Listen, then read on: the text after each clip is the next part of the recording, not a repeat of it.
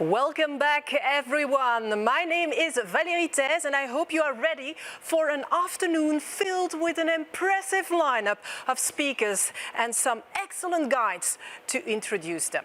Let's hear from our thematic moderators. What do they have in store for us?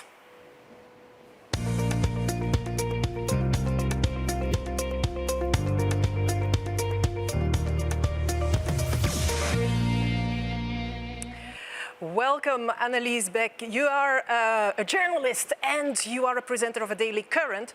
You are streaming here in Studio 2. What can we expect from the sessions on wildlife security and development?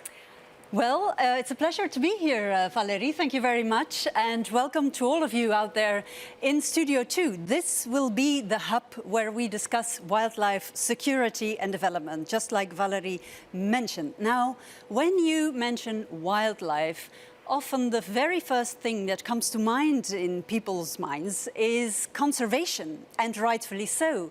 Conservation of fauna and flora, protecting species from being extinct, protecting also biodiversity and limiting biodiversity loss. It's a very, very important issue. However, here in Studio 2, we will be looking at a specific aspect of wildlife.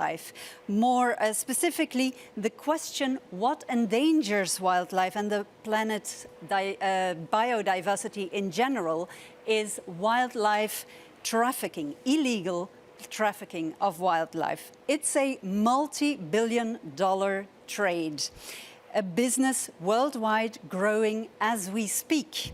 And it comes not only with an impact on biodiversity, as I just mentioned, but also on our security, our socioeconomic security, our livelihoods, our health, as we've all experienced in the past year and a half. But this is also a trade couched in a context limited and engendered maybe by corruption, violence and terror, even terrorism. So this in turn has an impact on the life of local communities in places where these international crime organizations source their produce, so to speak, to then market it all across the world. Considering it's a global trade, it requires a worldwide answer on a number of levels, and that's what we'll be looking at here in Studio 2. We have a high-level panel to begin with, presided over by no one less than Princess Laurentien of the Netherlands and Prince Emmanuel de Merode, the director of the world-renowned Virunga National Park in the Democratic Republic of Congo, is one of the members on her panel, as is one of the EDD young leaders, because you cannot discuss this day's situation of the planet and its future without young people aboard. This is Nomsa Betty Kamanga. She's from Zambia, and she will bring her bright ideas, her experience to the fore as well. They will be looking, this high-level panel, at what the EU Green Deal has to offer in relation to our theme. Furthermore, we will be discussing the need of a global legal framework, as well as the role China can and has to play in changing and disrupting this profit model. And we will be looking at the reality of the fight against wildlife trafficking in different parts of the world, looking at the dangers and the opportunities and the hindrances and stimulances it offers to development. Case in point is Central African Republic. So you see, ours is a topic with many, many different angles, from biodiversity over financial, diplomatic, political and legal aspects to the reality of discussions about whether or not eco-guards, for example, should be armed to be able to do their work. It's a fight, incidentally, that also takes place in the virtual realm. TikTok, I am told, by all appearances, can be very useful in the fight against illegal wildlife trafficking. It will be demonstrated in one of the lab debates taking place here in this studio too. So Valérie, I'm highlighting only some of what's on offer here in this studio number 2. I hope you all come and join us massively. All the other sessions are recorded, so you can catch up with them later. Do join us in Studio 2. Well, it looks amazing. Thank you, Annelies, and good luck in a few minutes. And we are moving on to Studio 3 with Claire DOOLE. Claire, you are a journalist and you will talk on protected area management. It's really a key topic in our afternoon sessions. What have you got for us? Well, thank you. I'm a former journalist and I am also a former spokesperson of WWF International. And I'm really delighted that biodiversity is having its moment centre stage, because I think for far too long it's been overshadowed by efforts to combat climate change. Of course, that's important. The two are linked, and policymakers are really realizing that now. They're also realizing the alarming decline in biodiversity loss. The report that says we risk losing 1 million plant and animal species if action is not taken.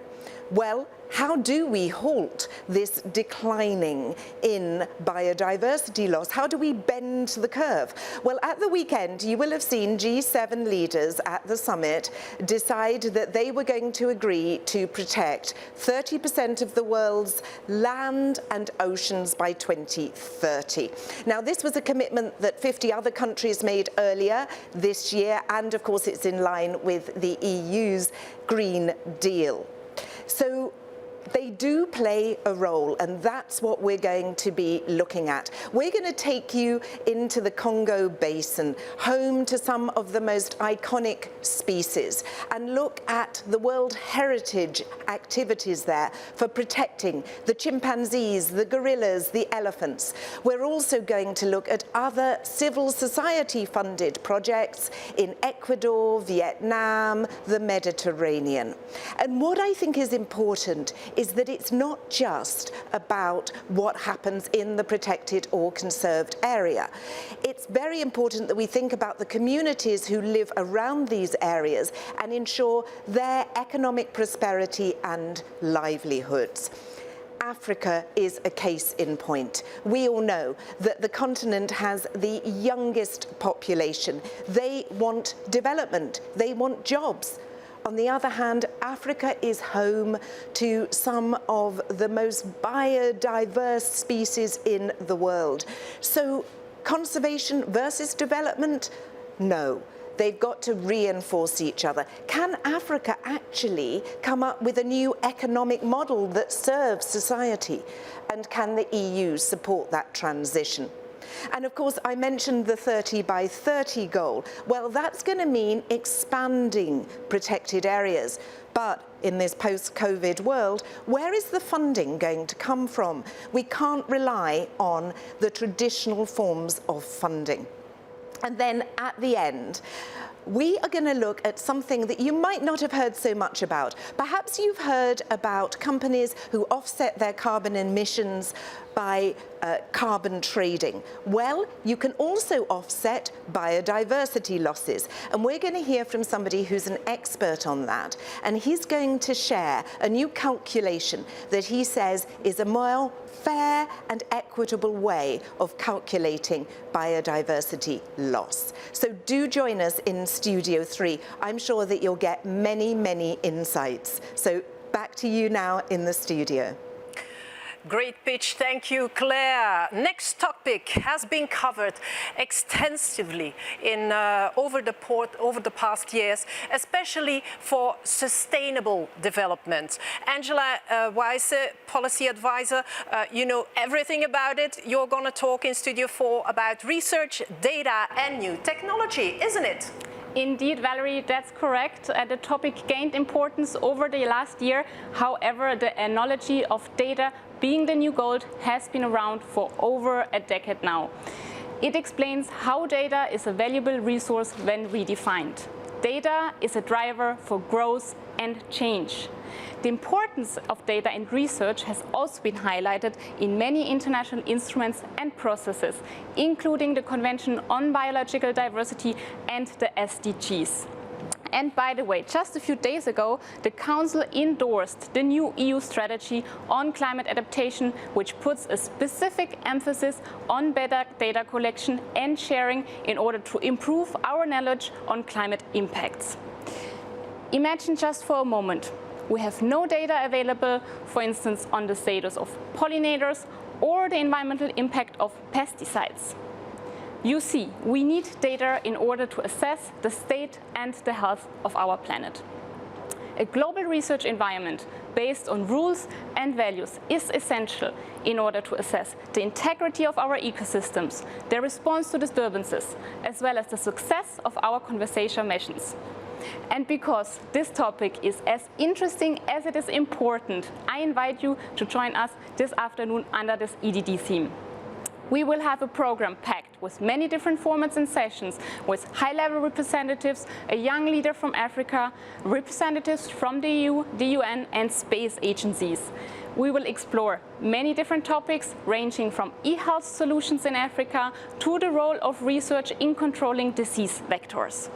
We will also learn how information and communication technologies can help address the e-waste challenge, the downside of a more connected and technological world. And we will understand why local capacity for data use is essential if the Green Deal is to become a reality. And who better to talk about Earth observation than an astronaut who now serves as Minister of Science at the Spanish government. He and other representatives from leading space agencies will explain to us what role Earth observation can play for a green and sustainable development. So, dear audience, if you're interested in learning more about the role that research, data, and new technologies play in achieving a Green Deal for a sustainable future, I invite you to join us now in Studio 4 for this highly interesting and diverse topic of this year's European Development Days. Thanks, and back to you, Valérie. Thank you so much, Angela. And last but not least, we also have journalist Chris Burns with us. What are you presenting in Studio 5 with the topic, if I'm not mistaken, Transboundary Watersheds? Well, yeah, Valérie, how am I going to outdo any of these pitches? They're all amazing. And so let me give it a try, okay? Transboundary Watersheds, they're the source of life and livelihoods. They can also be the source of conflict and hardship. And that's what we're going to be looking at. How can we avoid the latter and make it the former? How do we do that? So we're going to start with a high-level panel with the UN, top government officials on water resources, and also a young leader talking about how he's active on the ground in trying to make a difference in Honduras. And then we'll have a lab debate on water and digital, including our eyes from the sky, okay? We're talking about space here too. Sky Copernicus, how to help manage water resources. Then we'll have an Agora talk on the Senegal River. We're going to take, like Claire was talking, we're going to take you there to the Senegal River and talk about how there is a pilot project on how to manage that river because it crosses different countries, including some unstable ones like Mali, for instance. An Agora talk on the, that's the Agora talk. Then finally a conflict discussion, a session on how to avoid conflict over transboundary watersheds, how to predict them when you're integrating socioeconomic factors as well. So very important. And then finally a wrap-up interview that I'll have with that young leader from Honduras, Ricardo Pineda. The urgency, I've covered conflicts involving water that were linked to water since Somalia. So I've seen it on the ground. I can take you there in that sense too. And I've also had a hard talk show on water wars at Euronews, where we were talking about the danger of water wars breaking out, an Ethiopian dam project on the Nile that was causing tensions with Egypt downriver on the Nile. It's been completed. It is also a source of tension. And remember also, Vice President of the Commission Timmermans talking about if we don't manage things right, if we don't get things right now in trying to manage the climate and everything else, we could end up fighting wars for water and for food, Valérie. So very important. Hope you can join us. Please see you there. Transboundary Watersheds, Studio 5. Thank you so much, Chris. And thank you to all our thematic moderators. We look forward to your sessions. But there's more, and you are probably wondering what's happening in Studio One. Well, I will be telling that in a short while.